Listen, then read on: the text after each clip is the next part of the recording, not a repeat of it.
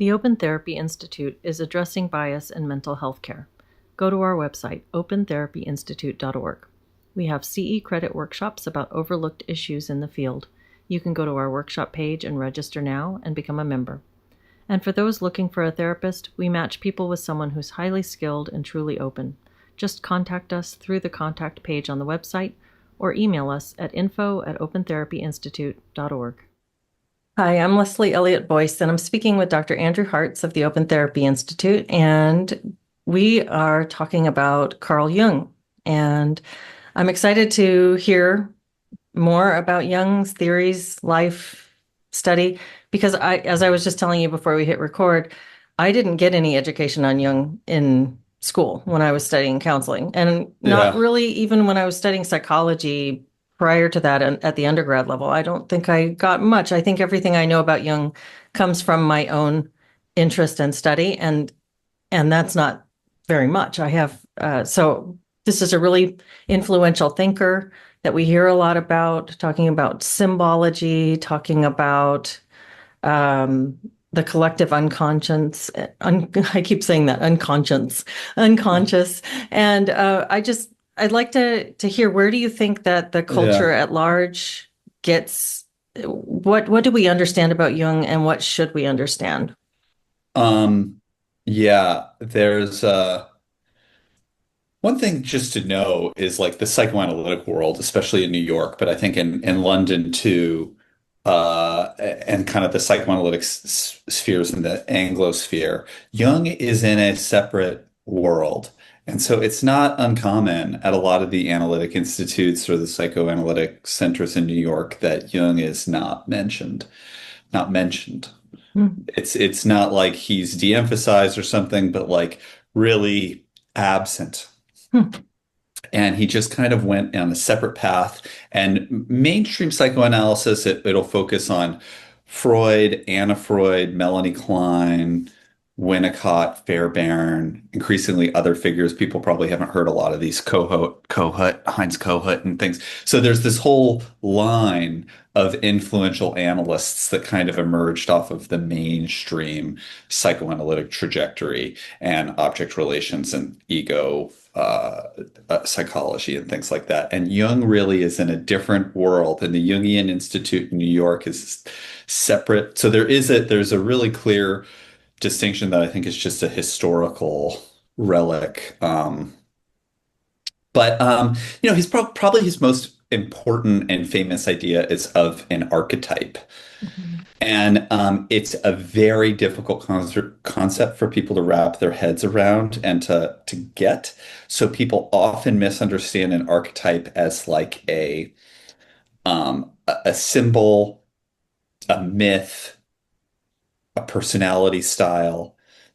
Really what it is, and this is just kind of like a hard thing it's really a psychological structure that shapes how we live our lives.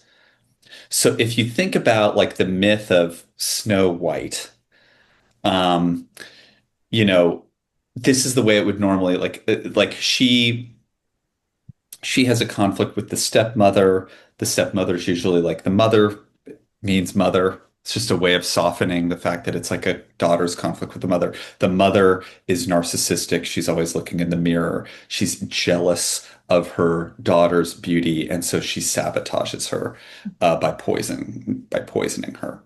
So this is really a mother-daughter conflict, like a narcissistic mother enviously sabotaging her daughter. So the daughter panics and flees for her life and runs into the wilderness.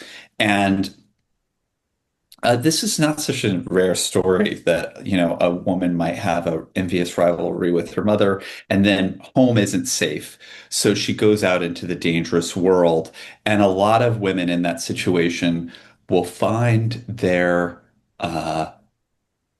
comfort in being a caregiver, like especially like a preschool teacher or a teacher or a nurse or a daycare or something where they're caring for little ones, which would be the dwarves.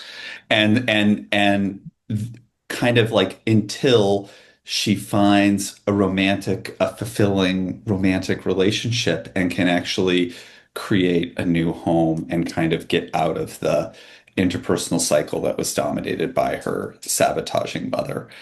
So that's kind of like that's the story and I think a common psychoanalytic meaning of it. But the archetype isn't the story. The archetype is the fact that we're psychologically structured in a way to live this out. It's the thing within us that makes us live these patterns. The story is a reflection of what we live. And so what Jung would be what we're living is the archetype. What's within us that makes us live out these patterns is the archetype, not the story, not the symbol. And the reason that the myth has value isn't it's not an A to B thing. It's not a collection of claims. It's not a claim that women with narcissistic mothers often enter caregiving professions or something. It's not that type of a hypothesis. It's a lot looser. And the story, the myth, the symbols are going to actually resonate with us at a deeper level than any kind of intellectual A to B theory. And partly because they're going to have these confusing bits that have that resonate with the unconscious in ways that our conscious mind can't even fully understand. Like, why is it a poison apple?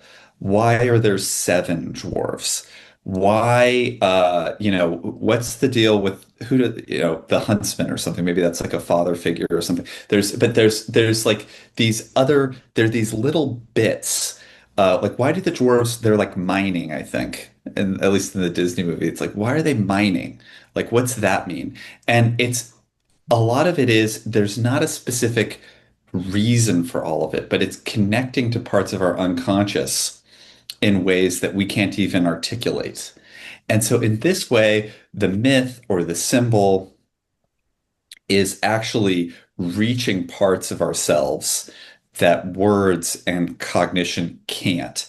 And that's why reaching for these types of myths and symbols is a better way to help us reflect and process these types of experiences. And so you want to figure out the question in Jungian therapy would be, this is a Joseph Campbell quote, but famous Jungian, but what myth am I living? Hmm. What am I living as a myth? And when you understand that the reason the myths existed throughout time is because they reflect things that patterns within us that we live out. And when you recognize the myth that you're already in, you don't know you're in a myth necessarily, but you are.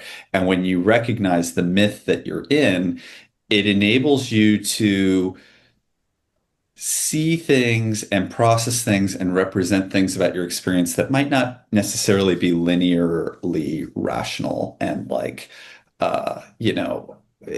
and you'll find things like you'll find weird things that are uh, maybe like strange, hard to predict or hard to explain patterns that are emerging. Like you're a woman, like there's even kind of like, I think for Jung, even sometimes an uncanny quality to some of the parallels. So maybe, for example, this woman who has a narcissistic mother, now she's a preschool teacher and she calls one of the kids Doc, as a nickname or something.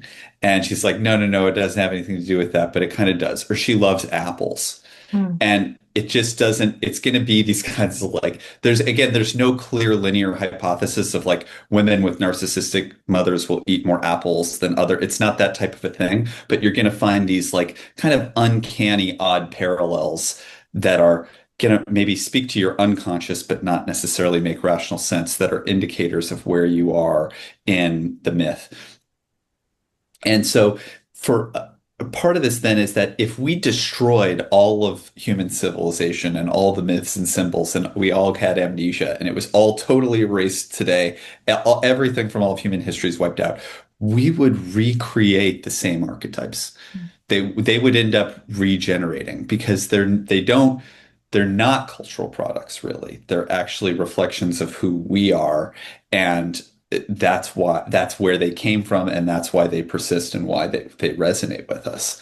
Um, I think it's actually like it's a profoundly conservative, even like right wing understanding of culture in a way, because it's really kind of saying you can't change your mythological heritage.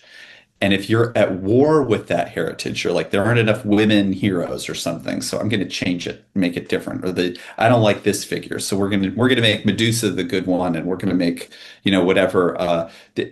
That's actually you're destroying the myth's ability to reflect to the unconscious and potentially tangling people up in ways with their unconscious where they're going to live, nightmarish inversions of these myths, which are designed to actually allow us to heal and thrive and process things in life in a health. And you're kind of like destroying that in a way that could actually severely mess people up. You kind of have to be very careful in a sense. You don't want to destroy, they're valuable tools for reflecting these parts of yourself. And if you lose it or try to change them, you'll they won't resonate with us. They won't have that. See, a good myth and a good symbol, it'll have a little bit of magic. It has to glimmer a little bit. And that glimmer, the twinkling is like that's a sign that it's truly connecting to an archetype. Mhm. So it has to have a little dreamy magic to it. And it'll have these little bits that are you can't understand. So like symbols in the tarot cards or stained glass windows in the church or whatever it is. It's like, what is that? And you don't quite know, but there's a twinkle. That's a sign that it's clicking. If as opposed to propaganda doesn't twinkle. Mhm. I think there's that's kind of one comes from the intellect, the other comes from the archetypal unconscious. And so that's really, but I think now, especially Hollywood is very uncomfortable with our mythological and archetypal heritage and is constantly trying to problematize and undo it. And the concern is that people are going to actually really even be messed up by a loss of accurate archetypal images that reflect what they actually are, and that can would cause problems. It's so interesting because when you were first introducing this idea, you were talking about how mainstream psychoanalysis, I don't know if you call it mainstream, but the bedrock education institutions don't really acknowledge Jung or don't really teach much He's Jung. not, yeah, he's not taught very much. Yeah. And then you talk about propaganda being kind of at odds with the symbols, and I can see why that would be because it's not equitable, right? It's not everybody gets a shot at all of these different castings. It's here's a way that this tends to go, and that doesn't feel fair because not everything is being represented. So we have to make sure everything gets even. And it's this way of sort of evening things out. But so is empiricism and medical Mm. thinking. That also has this like there's an it's like they're allergic to that glimmer, that magic, because that's the metaphysical. That's the thing that can't be broken down and studied. It's the thing that you have to kind of blur your eyes and intuit a bit. And so I'm Yes. kind of those two things are very different from one Uh, another, but yeah, how would you well, interpret that?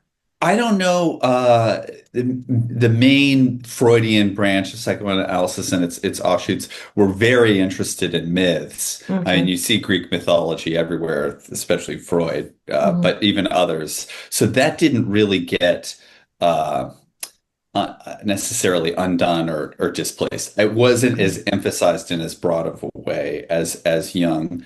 I definitely think the scientific mind has a hard time. Like you can't really imagine mainstream psychology being in a way like we don't really understand what's happening here, but we're going to use a painting instead of or a myth instead of a hypothesis. It's like that's not going to fly. I think so. There's something that you need to have specific claims, and the idea of having this kind of fuzzy, magical thing really grates against scientific sensibility. And Jung, well, I don't know. People have disagreed with this. There are a lot of people who say Jung was a bad writer. Mm. For, I think everybody, especially who reads him in Germany, says Freud was a fantastic writer. And that doesn't always come through in the English translation, but I've heard the opposite of Jung. It's hard because he wrote in German and I don't speak it, but that sometimes the translations are difficult. Mhm. And where Jung seems to kind of come into his own actually is through his art.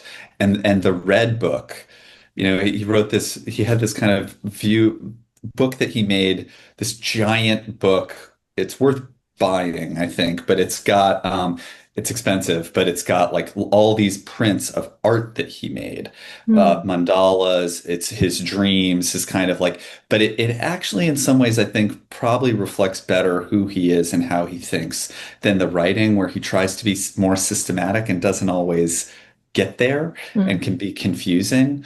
Um, um, but there's something about just staying with the myth and maybe not needing to explain it, but just recognizing that it resonates. Mhm. And this is the myth that you're in right now. And usually the myths themselves have clues about where you're going or what to do. Mm. And that might be, but it's a little bit it's a fuzzier way of approaching problems. And I do think that kind of does clash with the but a great example of like an archetype that I think society at one point tried to destroy and couldn't is like princesses. I mean, Mm. like little girls, a lot of them really love princess stuff and the Disney princess and all of that, and they can't. And they really didn't want, there was a really against that when I was a kid. And I think now it's maybe more accepted as like, okay, there's nothing we can do about it. And there's something probably similar. Like I think young boys, it's a warrior, knight kind of thing. There's this kind of like, there are these kinds of archetypes.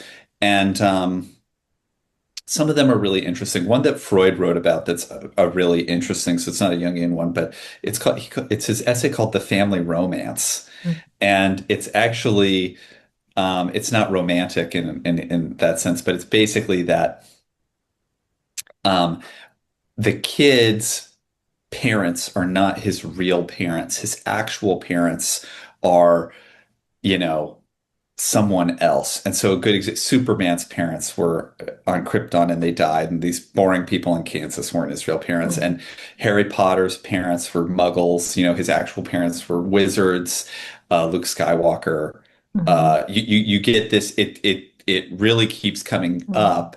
And the idea is there's a developmental challenge around the age when kids like those types of stories, like uh, preteen years, maybe like middle childhood to just around adolescence, this sort of where they start to realize that their parents are human and they can't idealize them as much and they start to recognize their flaws. And so there's this fantasy to Mm. have the idealized perfect parent is somebody else. And so they'll think they're adopted or um, fantasize about, really having parents that are wizards or something, and instead of their real parents. But that's an example of like the people just keep writing these stories and they love them. They're a hit when this is the narrative with kids that age because it just resonates with that's the myth that they are living out at that age. And I think it's just like such a common thing.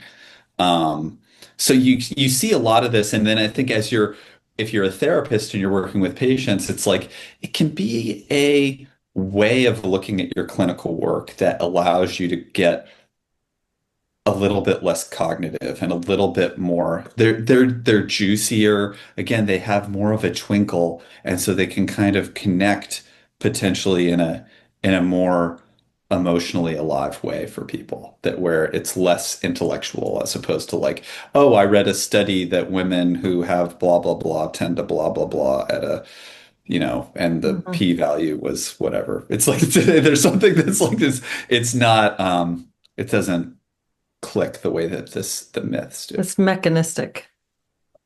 Right, and cognitive, and it doesn't quite click into the unconscious as a way. And I think like a lot of complaints of like insight-oriented therapy for people is like, oh, well, I got a lot of insight, but I didn't process anything. Like I don't feel different.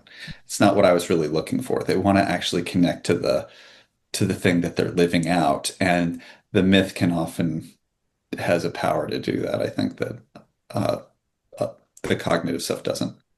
I'm glad you brought up insight because that was what I was kind of wondering while you were speaking. Is the goal of recognizing the myth that one is living out and resonating with these archetypes, is the goal to have some kind of insight about one's own patterns? Is it also, or is there more to it? Is there what is the benefit in with a given client or patient of recognizing and resonating with these archetypes? Yeah, I mean, it would probably depend on like what their goal and Okay. treatment is. But it could be, as simple as like feeling less lost and being able to contextualize what your current issue is in a bigger narrative arc and have a way that feels like you're not you're at a stage in a journey, Mhm. as where this is what your struggle is, as opposed to um where am I going? What's happening? It's like I think so. I think having that ability to have a sense of place and direction can be really grounding, and potentially like you do get insights. Like I think you're kind of like a woman, like going back to like Snow White, you know, um, you think about the ways that the mother would sabotage her daughter out of envy. And she'd probably say things like, men just want you for sex and they don't really care about you. Or, it's that there are ways that you can kind of like induce paranoia or like, you know, so it's like if you recognize somebody who's like, think about how many like single women who are working in those professions who often are maybe far from home. And how often is there some type of conflict of mom isn't a safe Mhm. place for me. And so I think it's incredibly grounding and contextualizing, yeah, to have that as like a sense of a narrative and a sense of place. Sometimes you'll get insights too from the story of like, yeah, you'll think about different things that Mhm. lead to what you might want to do. It almost seems like it's not opposite, but very contrasted with existentialism. How Because so? it's like this here's a story that's written. You don't have to make up your own narrative. You just find out how you fit into an existing human narrative. I don't know. I'm just kind You of thinking can't that. you can't make your own narrative. Hmm. You're Hmm. in your narrative is coming from the collective unconscious somehow, you Hmm. know. So it's like your story is, and the Bible, I think those are all faith-based archetypal myths that have a resonance where your sense of being at a battle or being exiled or being enslaved, or I mean, and those, I mean, the Exodus narrative, Mm. or the those biblical narratives are everywhere. I mean, and you kind of, and they're easy to see. I mean, they're not always like, I don't think that authors in Hollywood, they're not oblivious to this, and like Star Wars was very consciously drawing on archetypal patterns, but like so was The Matrix. A lot of like messianic apocalyptic stuff, a lot of like a lot of Mel Gibson's like Braveheart is kind of like a crucifixion narrative in a way. It's like a very like it's a very Christ-like story. Um I doubt that's lost on him. I'm sure he knows. But like yeah, so there's like these patterns do come up. And I think like it may say something. I mean, I really like Eastern mythology and Eastern stories. I actually do feel like a lot of them do have resonance for me, but there are people who kind of think that the ones from your cultural milieu are going to resonate a lot stronger for you than things from another culture. I'm not sure that I entirely agree with that. There's probably something to it, but I'm glad you brought that up because that was one of the things I wondered as you were talking about this, the power of the myths and the archetypes that even if we wiped the slate clean and human society started over, that we'd see these myths and archetypes reemerge. So how does that relate to culture? Because so many of these stories are very culturally founded, I suppose, in some way. So, yeah. I mean, how does that relate? Would you just see sort of the same fundamental feelings and relationships reemerge, but they'd have a different sort of, Yeah, yeah. I don't know, window dressing what would be different? What would be the Well, same? there's kind of like a um like there's your individual unconscious, and then there's maybe like a broader like cultural unconscious, and then there's like a universal collective unconscious. So you can kind Okay. of they're Okay. like layers deep, and maybe that deeper layer of the universal collective unconscious is like more universal, but a lot there is like a cultural unconscious Hmm. that has a different shape to it. I think, and which I'm almost positive Jung wrote about like cultural specific unconscious. He was clearly interested in Eastern Hmm. stuff, but um, yeah. So there's kind of, I guess they're both there. And I guess these are all rooted in the human life cycle, right? The birth through coming of age and individuation, They'd be, through uh, what? Through procreation and parenting and productivity in the world, through decline and grieving the decline, through facing the death. Like that whole life cycle arc would be what these relational narratives are built around. no, Oh, I okay. don't think so. I think Okay. that there's probably, I think the developmental cycle is part of life, so they'd be reflected in myths, but it's Okay. not that every myth is situated developmentally. I don't Okay. know. I probably wouldn't agree with that How because would it you could be reframe that? How would you, what is because the, everything in the psyche is going to be reflected in an archetype. So the developmental okay. cycle, but also particular struggles that might be idiosyncratic, Okay. mental illness, Okay. every everything would be everything that we live would be reflected in it. So not necessarily Okay. So it's not a specifically just product of what we are that we would have in that like very biological sense that we would recreate these myths over and over. There's something else. That's that glimmer, that magic. No, I just think that I think it's a little bit too narrow to say that they're just developmental Okay. because they're everything. So not every, not every challenge is necessarily developmental. Like grieving of the loss of a friend could happen at lots of different it could happen when you're 20, it could happen when you're 60. It's not necessarily like there's a lot of common features to it. It's not necessarily that a grief archetypal narrative has to be developmentally situated. It's I guess I wasn't um exactly yeah. thinking as narrowly as just development, more the biological reality of what we are, that we have to mourn deaths, that we have Mm. to face the need to be independent, that we have to go through all these different roles in our life, from being the dependent who has to be cared for and has to submit to authority, to being the person who becomes in some way our own authority, and then to witness our own decline. And so that there would be so many myriad branches off of that biological reality that could inform these things. I'm trying to think through that Yeah. thing because Well, I'm coming back to that thing you said about how if we were to wipe the yeah, slate yeah, clean, we'd yeah, come yeah. back to it. Well, I'm really curious about it.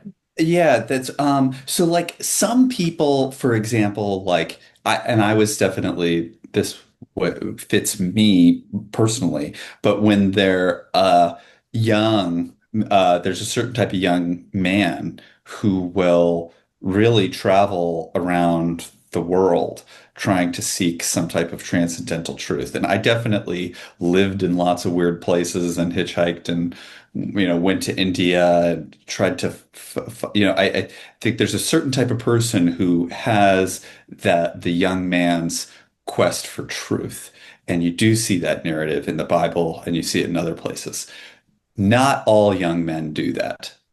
I'd say a large majority don't. Hmm. And so that archetype, whether it's Moses or John the Baptist or whatever it is, it doesn't matter, or somebody else, or Odysseus, or Odysseus has maybe a slightly different nature to it. Not every young person does that, and I think it's maybe increasingly rare. I actually don't know a ton of people that did that. Hmm. So it's an archetype. I feel like I lived that experience to a certain way. Hmm. Um, it's definitely something that happens, but it's not everyone's. And it's similar to like the Snow White narrative. Like not every woman is gonna live that story.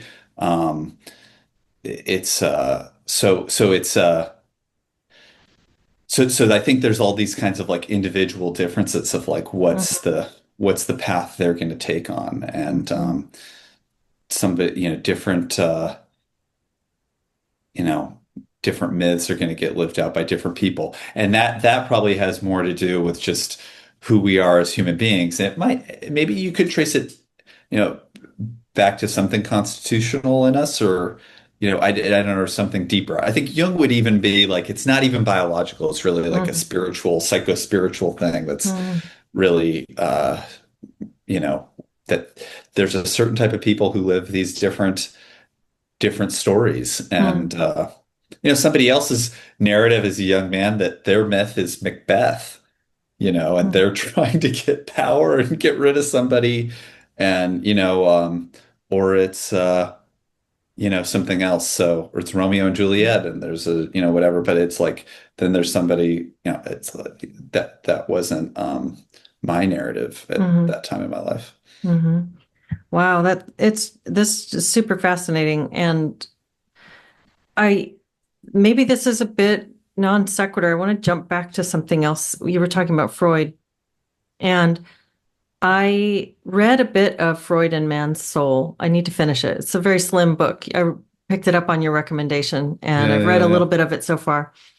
And one of the things that struck me was how Freud was talking about uh, a real, and help me frame this right because I may be getting it wrong, but it seemed like he was very concerned about the way that psychology, that his own ideas were being taught in a more mechanistic way than he intended for them to be. Oh. Yeah. Um, that's a contentious claim that Okay. Bruno Bettelheim, the author of that, Okay. is making. Okay. Um, in a way, there's a lot of attempts by Freud and other psychoanalysts to deliberately scientize their work and to kind of talk about things using a type of scientific mechanistic metaphors. And the idea was that I think the reason was to give it legitimacy as a science by using kind of scientific terms and concepts. Um, Bettelheim speaks to more of the magic in Freud's writing, that it was Mhm. punchier, more vital, less precise than what it made its way into as the English translation. And I think he makes a strong case for that. Um, but it's disputed how much did Freud want his work to be seen in a kind of mechanistic scientific way versus how much was he open with like a looser model? And Bettelheim spends a lot of time about the Oedipus myth Hmm. and the actual story of Oedipus, which is, that for people who know the actual story, Oedipus is a hero because he answers the riddle of the Sphinx and cures a plague in the village. And the riddle of the Sphinx is, what walks on two legs in the morning, or four legs in the morning, two legs at midday, and three legs in the evening. And the answer is, man. Crawls as a child and walks on two legs and then has a cane in old age. And he solves the riddle of the Sphinx. And but then he receives a prophecy that he's going to kill his father and marry his mother, which he really, or have sex with his mother, I don't know. And he really doesn't want this to happen, so he flees in response to it. Or wait, is he abandoned? Now The I'm prophecy, I think, is when he's a baby, but he gets when the he's a prophecy baby. again later. His That's right, parents are right, told the right, prophecy, so they right. abandon him. So they And then abandon him. he's raised by adoptive parents who he thinks are his parents. So when he receives Yes. that prophecy, then he Then flees he again. then he flees again. Yeah. Yeah. So anyway, the point is there's this whole rich architecture about it that isn't a clean hypothesis of the way that Freudian stuff was turned into.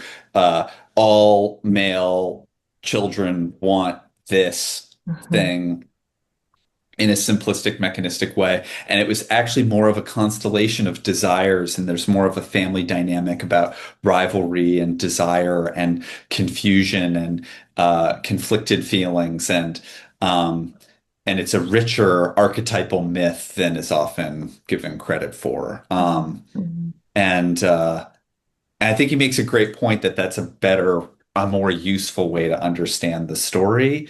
Um, is that what Freud actually meant? I don't know. I Mhm. think that's like a more of a historical claim that's more contested, is my That's really interesting. So this author, Bettelheim, is trying to recontextualize some of Freud's work, and it's not necessarily that he's sticking up for Freud's actual perspective. It's just his reading. I think you can make an argument for his case. I just Mhm. don't think it's like as settled as maybe he presents it. And there are people who would contest what he's saying. Bettelheim's a very controversial figure, and he's widely despised Interesting. Interesting. I don't know because anything about that. he was famous for popularizing the idea that autism was caused by bad mothering Okay. and probably ruined thousands and thousands of people's lives by blaming these mothers and uh, Huh. I mean just really without data, and so he's reviled. Huh. But he did great scholarship on things like myths. He has a great book on myths called The Uses of Enchantment. It's just about myths Hmm. and fairy tales, and it's and he gives psychoanalytic interpretations of them. Brilliant work. This work, Freud and Mansell, is such a fantastic and compelling book, and it's so engaging and interesting. But he does make some claims in the book that, like, I don't think you can just take it whole cloth. And the main one is he's arguing that Freud's translation into English was done poorly. It's a bit of a divergent, but Freud really did speak fluent English and he supervised the translation into English. And so you can say that the English translation isn't good, but you can't say that Freud didn't approve it because he approved everything and Okay. knew English. And he did psychoanalysis in English. He wrote letters in English. He died in England. He knew English. It was his second best language. And uh, so there are certain points like that that make it's just worth taking some of Brett Bettelheim's claims with a grain of salt. That being said, he really brings Freud's ideas to life in a really compelling way, and he has a lot of interesting reads of Freud that are definitely worth reading, and I think it's a Mhm. great book. But Well, it is interesting to me what you said about people trying to, I don't remember what your word was. It was a good one, like scientificize or something like that. yeah, The work of psychologists. I noticed in when I was in undergrad, I had to take all the intro psych stuff at the first college I was at. And then when I transferred to university, it was my major. So I had to retake all of that stuff. And I remember just it being almost like an apology for the field. Like, here's why we think it was so interesting. It's like psychology and sociology and social psychology, like all of those, the intro study is all this great big case being built for why we should believe this stuff. And Hmm. it felt to me like it was trying to scientifically and mechanistically justify something that does have a little bit more of a of a magic to it, a softness to it, a spirituality to it, a soul to it, if you will. And those two things are feel like they're at odds with each other in this field. It feels like there's a conflict there. And I've Yeah. felt that the whole time I've been studying and interacting with psychology, that there's a bit of a schism there. And it's not been resolved for me. I don't understand how the field even thinks of itself. Well, Freud definitely a big part of why he emphasized sex so much was to medicalize. Like sex was seen as a more biological motivation, Okay. as opposed to a mythological quest or Mhm. something. It's sex, it's biological, it's Darwinian. Darwin, what do life forms want to do? They want to survive and reproduce.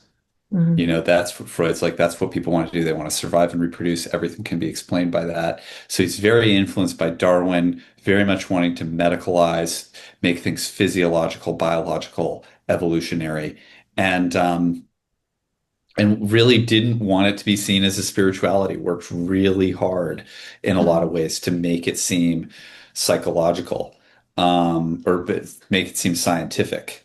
But there is this other side of it of like, I think the thing that's interesting about Freud too is that he does think about the soul. He writes articles about jokes and dreams and deja vu and a lot of stuff that even to this day, a lot of the rest of the field doesn't touch.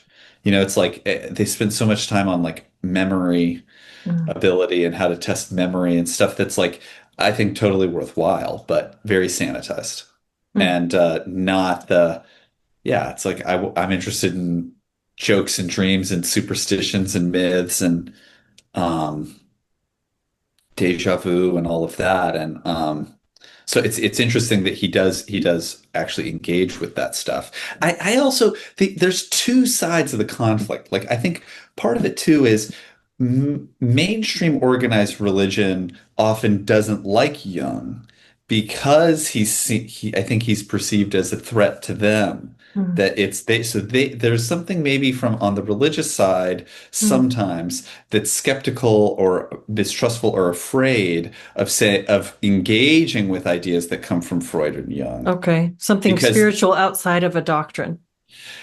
right that would somehow like so because I think like why couldn't a minister or a priest talk about reading the Bible as like they are archetypes that is part of why they resonate with people. Mhm. What in what way would that challenge any of their core claims? I don't think it would. It would enhance everything that they believe.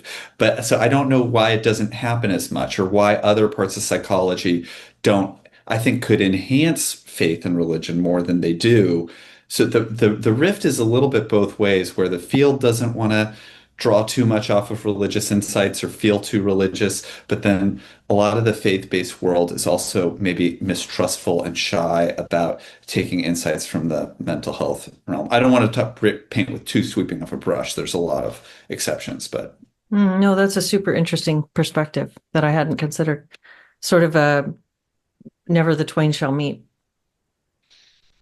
well, they kind of like, yeah, they kind of like stay and I think they could mutually really enhance each other, but I don't see that happening nearly as much as I feel like it could.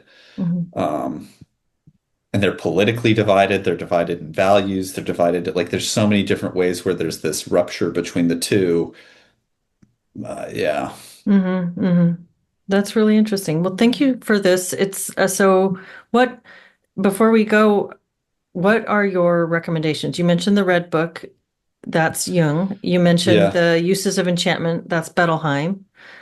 which isn't really necessarily a Jungian reading, but it's about myths. I mean, the Jung essays, there's a Jung reader, I think I can't remember, maybe it's Penguin that did it. Joseph Campbell has a great introduction to that reader.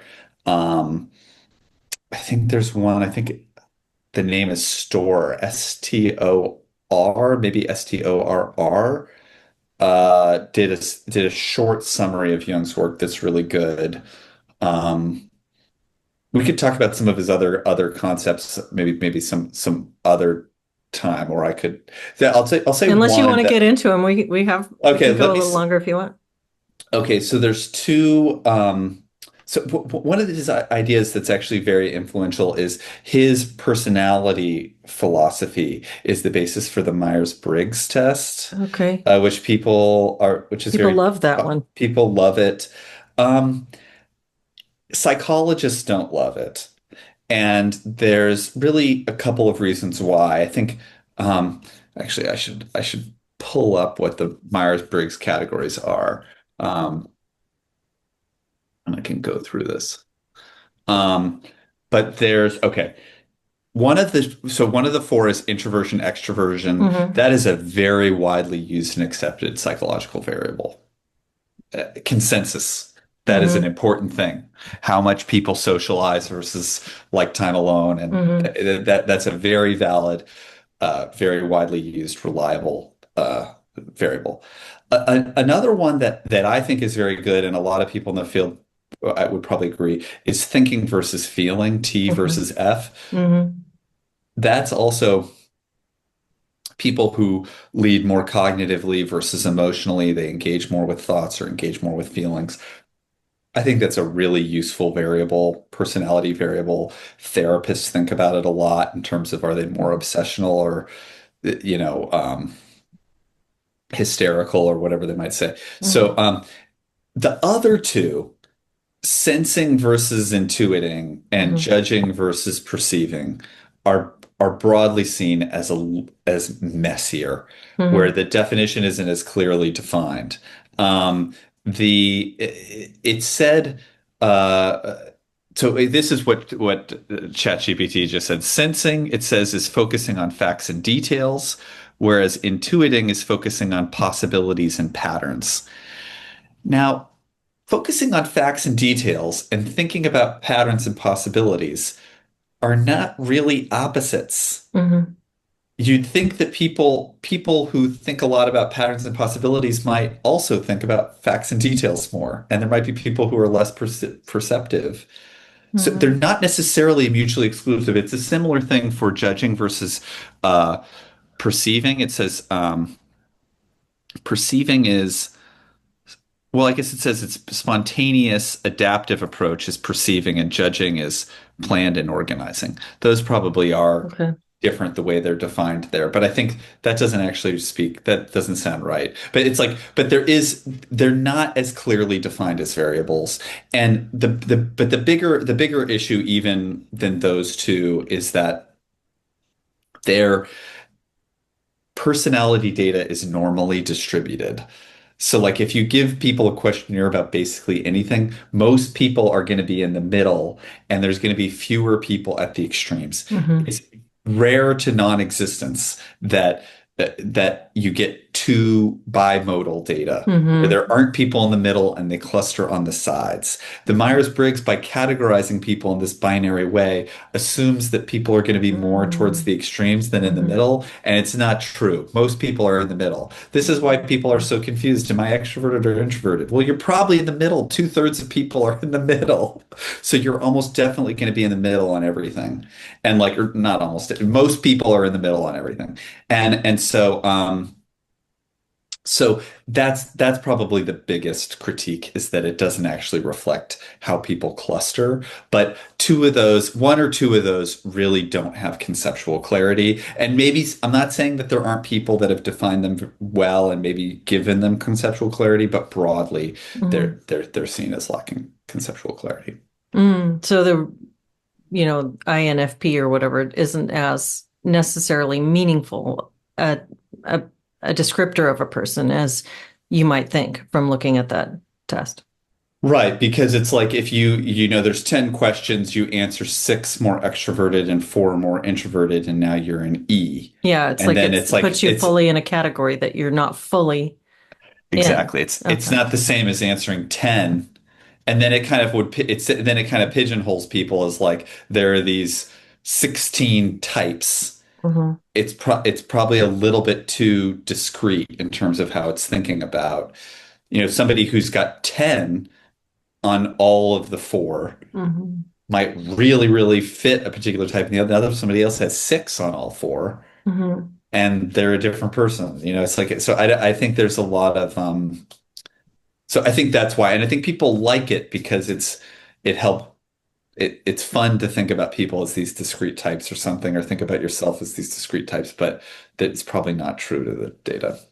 Hmm.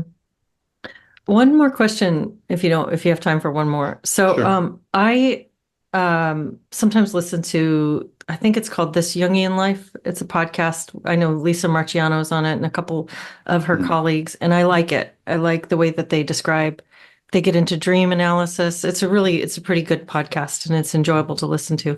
One of the things I notice when they talk about Jung and when other people who study Jung talk about him is that there's a lot of focus on the man himself. And I don't see as much of that in other branches of psychology. So that's interesting to me. It seems like he's got uh like he's a bit iconic for the people who follow his work. And has his work continued? Is it a living field, or is it more of like, here it Right. is, and here's this wealth of information provided by this guy that we draw from, or are there people who are continuing to write in that vein and Yeah. perpetuate that field, or what is your sense of it? That's a great question. I don't know what contemporary Jungian writing looks like. If everybody, you kind of have to adhere to his framework Okay. and then apply it, or if there's lots of interventions, or lots of innovations, and maybe contemporary Jungian thought looks quite a different way than it did 50 years ago. I don't know. I just don't know. I Hmm. don't know what's happening in a field of contemporary Jungian analysis. It seems like there's quite a cult of personality around the man.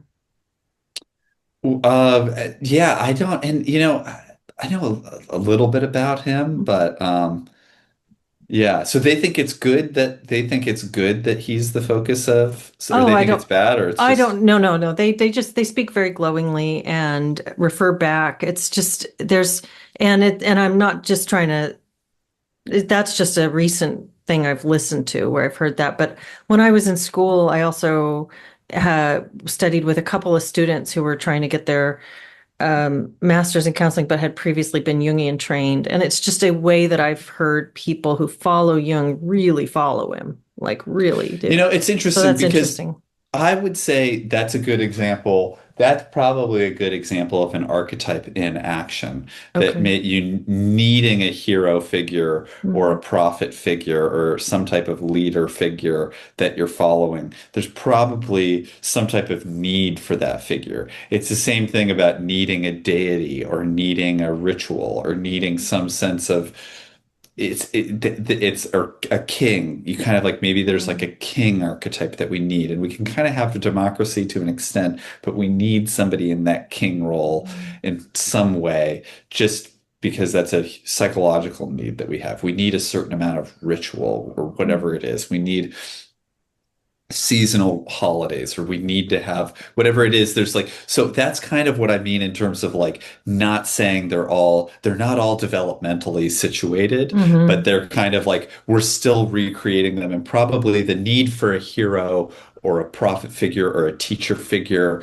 is probably one of them, where and maybe the scientific approaches are uncomfortable with that because that's not a scientific thing to do. But maybe they're alienated from a part of who they are, or it limits how compelling their theories can be because they won't let those figures emerge, or they make Darwin or something, or Mhm. Skinner or something becomes that figure for them because they can't resist, or I don't know. Yeah, that's fascinating. Great example. Thank you. And thanks for little kind of tidbits of reading suggestions, that would be great. People can find out more. And I also Yeah, recommend that podcast because I've enjoyed it. And I think that their analyses and conversations are really interesting over there too. Thanks for great. the good conversation, Andrew. Thanks, Leslie.